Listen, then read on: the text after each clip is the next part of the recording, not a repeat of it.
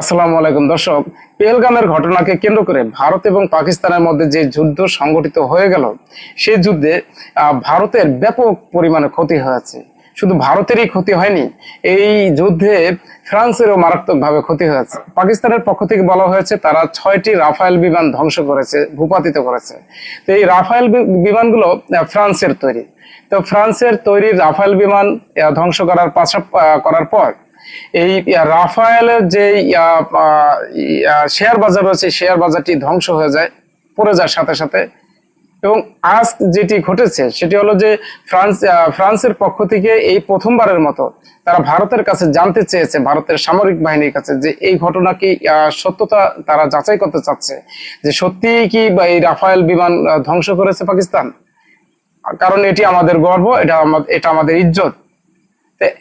তো আমরা যেটা যুদ্ধের সময় আমরা যেটা যে সকল সংবাদ মাধ্যমগুলো ফলো করেছিলাম, আল জাজিরা, সিএনএন এবং রয়টার্স, তারা এটা সত্যতা যাচাই করেছিল এবং এটার সত্যতা খুঁজে পেয়েছে যে রাফায়েল বিমান ধ্বংস করেছে পাকিস্তান।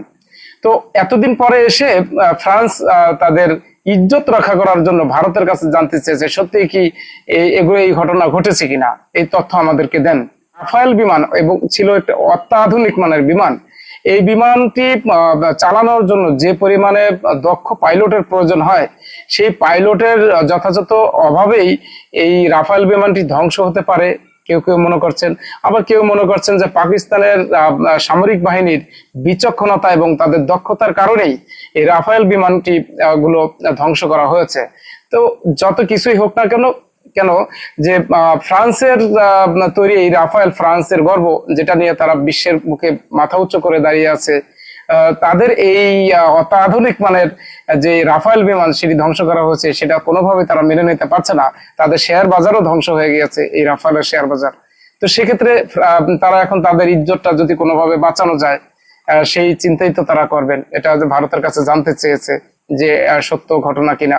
আর যদি সত্য হয়ে থাকে তাহলে সেটা একটু কেরেন্সি মেরেন্সি করে যদি আবার একটু করা যায়, মিথ্যা কথা বলে যদি আবার একটু লাইনে আনা যায় যে না, রাফায়েল ধ্বংস হয়নি, তাহলে তাদের শেয়ার বাজারটা আবার উপরে উঠে যাবে, রাফায়েল বাজার আবার চাঙ্গা হয়ে যাবে। এরকম চিন্তা ভাবনাও তো থাকতে পারে, তাই না? তো যাই হোক দর্শক, অনেক কিছুই হতে পারে। ভালো থাকবেন সবাই। আসসালামু আলাইকুম।